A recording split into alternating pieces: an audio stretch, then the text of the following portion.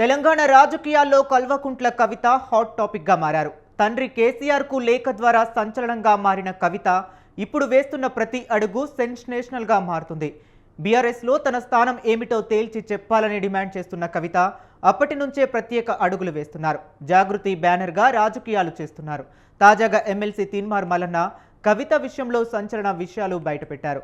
తీన్మార్ మల్లన్న చెప్పినట్లు కవిత కాంగ్రెస్లో చేరేందుకు ప్రయత్నించారా, మధ్యవర్తుల ద్వారా కాంగ్రెస్ హైకమాండ్తో రాయబారం నడిపారా, హైకమాండ్ ఇదే అంశంపై రేవంత్తో చర్చించిందా, రేవంత్ తీవ్రంగా వ్యతిరేకించడంతోనే కాంగ్రెస్ ఎంట్రీ ఆగిందా, ఇవే ఇప్పుడు చర్చాంశనీయమయ్యాయి.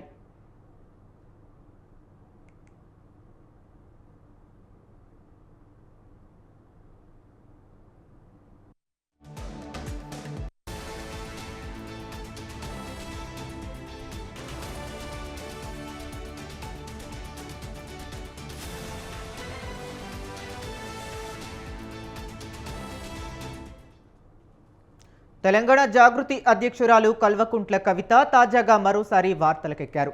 కవితపై అనుచిత వ్యాఖ్యలు చేశారనే కారణంతో ఆమె అనుచరులు ఎమ్మెల్సీ తీన్మార్ మల్లన్న కార్యాలయంపై దాడికి దిగటం తెలంగాణ రాజకీయాలను ఊపేస్తుంది. కవిత డైరెక్షన్లోనే ఈ దాడి జరిగిందని మల్లన్న ఆరోపిస్తున్నారు. దీంతో మండలి చైర్మన్ మొదలు డీజీపీ వరకు పోటాపోటీగా ఫిర్యాదులు చేస్తున్నారు.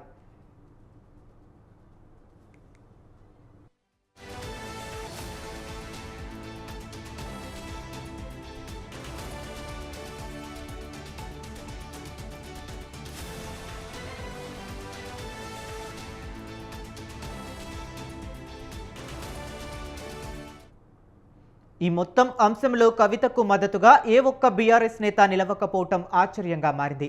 పార్టీతో సంబంధం లేకుండా కవిత సొంత ఎజెండాతో వెళుతుందని భావించడం వల్లే తండ్రి కేసీఆర్, సోదరుడు కేటీఆర్, మాజీ మంత్రి హరీష్ రావుతో సహా కుటుంబ సభ్యులెవరూ పట్టించుకోవటం లేదన్న చర్చకు తెరలేచింది. బీఆర్ఎస్ నేతలు, శ్రేణులకు కూడా ఇదే డైరెక్షన్ ఇవ్వటంతో కవిత ప్రోగ్రామ్స్లో వారి జాడ లేకుండా పోతుంది. కవిత ఛాయలకు కూడా తొంగి చూడటం లేదు. కొంతమంది జాగృతి కార్యకర్తలతోనే కవిత మమ అనిపిస్తున్నారన్న టాక్ వినిపిస్తుంది.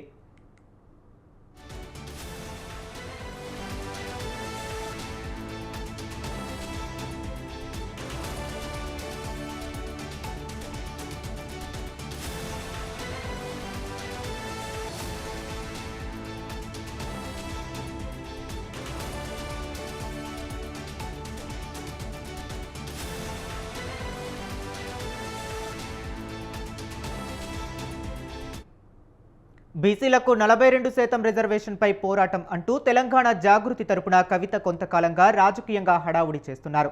కవిత సొంత ఎజెండాతో వెళుతున్న తీరును బీఆర్ఎస్ పెద్దలు జాగ్రత్తగా గమనిస్తున్నారు. తెలంగాణలో బీసీలు ఎక్కువగా ఉండటంతో వారి ఆదరణ చూరగొనడం ద్వారా సొంతంగా రాజకీయ పార్టీ పెట్టి రాణించొచ్చనేది కవిత ఎత్తుగడగా ఉంది. దీనికి తోడు ఇటీవలే ఓ ఇంటర్వ్యూలలో తనను తండ్రి అన్న పట్టించుకోవటం లేదన్న సంకేతాలను కవిత ఇచ్చారు. ఇవన్నీ కూడా కేసీఆర్, కేటీఆర్తో పాటు కుటుంబ సభ్యులకు కోపం తెప్పించాయని సమాచారం. అందుకే తీన్మార్ మల్లన్న చేసిన కామెంట్స్, ఆ తరువాత పరిణామాలపై బీఆర్ఎస్ వేచి చూసే ధోరణితో వ్యవహరిస్తుంది.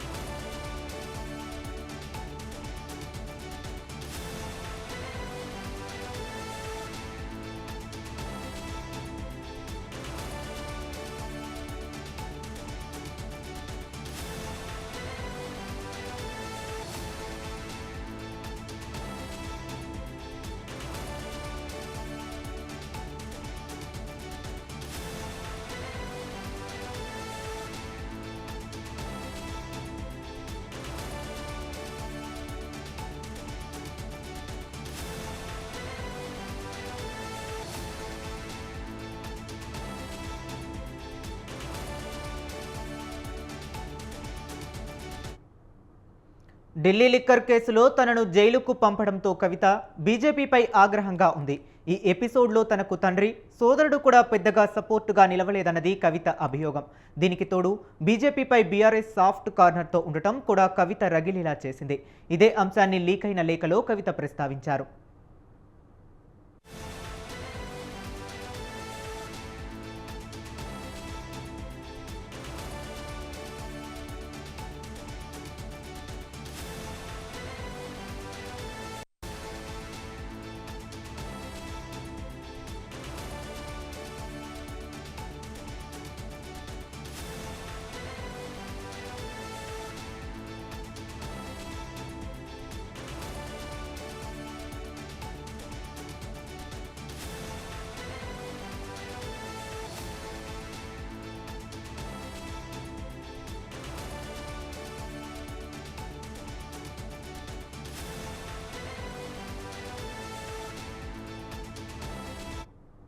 ఈ క్రమంలో కవిత కాంగ్రెస్లోకి ఎంట్రీకి ప్రయత్నించారని, అది బెడిసి కొట్టడంతోనే బీసీ రాజకీయాలు ఎంచుకున్నారని MLC Teenmar Mallanna hot comments చేశారు. దీనికి బలం చేకూర్చేలా గతంలోనూ వార్తలు వచ్చాయి. తన లేఖ ద్వారా సంచలనంగా మారిన కవిత రాజకీయంగా సంచలన నిర్ణయానికి సిద్ధం అవుతున్నారని అప్పట్లోనే ప్రచారం జరిగింది. బీఆర్ఎస్ ముఖ్య నేతలతో పాటు కేసీఆర్ కూడా ఫోన్ ద్వారా కవితతో సంప్రదింపులు జరిపినట్లు టాక్. పార్టీలో తనకు ప్రాధాన్యత ఏంటో తేల్చాలని కవిత ఈ సందర్భంగా డిమాండ్ చేశారు. స్పష్టత లేకపోవడంతోనే కాంగ్రెస్తో కవిత మధ్యవర్తుల ద్వారా రాయబారం చేసినట్లు సమాచారం. హైకమాండ్ ఇదే అంశంపైన రేవంత్తో చర్చించింది.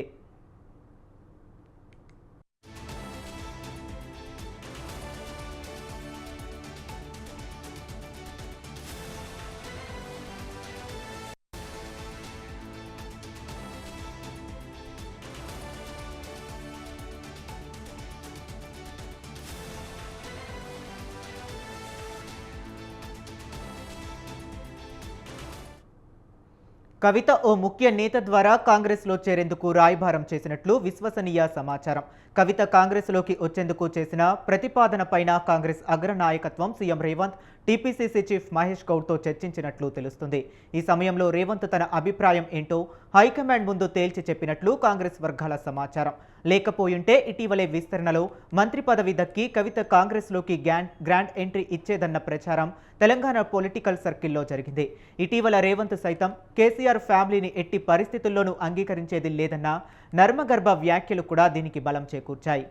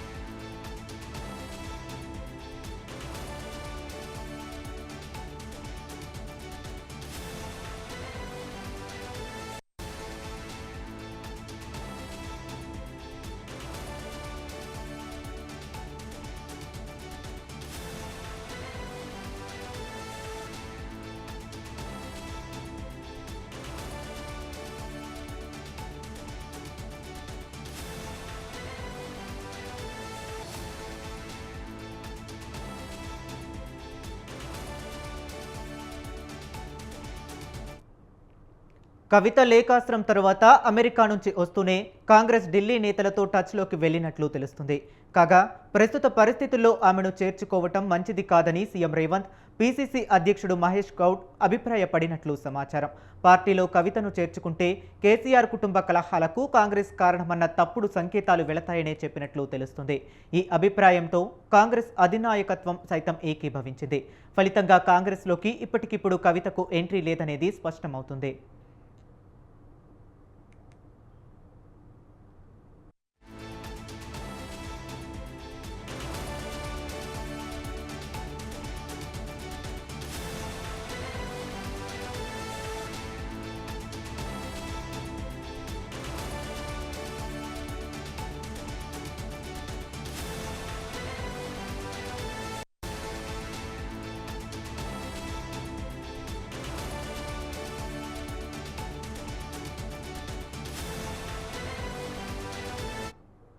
కాంగ్రెస్తో రాయబారం విఫలమవడంతోనే కవిత తదుపరి కార్యాచరణపై దృష్టి సారించారని, సొంత బలం పెంచుకునేందుకు సిద్ధమయ్యారన్న టాక్ వినిపిస్తుంది.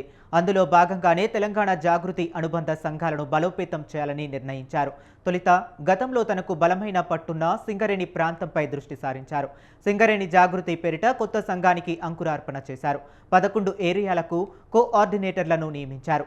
అదేవిధంగా వివిధ వర్గాలకు చెందిన మేధావులు, సోషల్ మీడియా ఇన్ఫ్లుయెన్సర్స్తో సమావేశమవడం, అనుబంధ సంఘాలను ప్రకటించడం, వాటిని మరింత బలోపేతం చేయటం దిశగా కార్యాచరణ సిద్ధం చేయటం చకచకా జరిగిపోయాయన్న ప్రచారం జరుగుతుంది.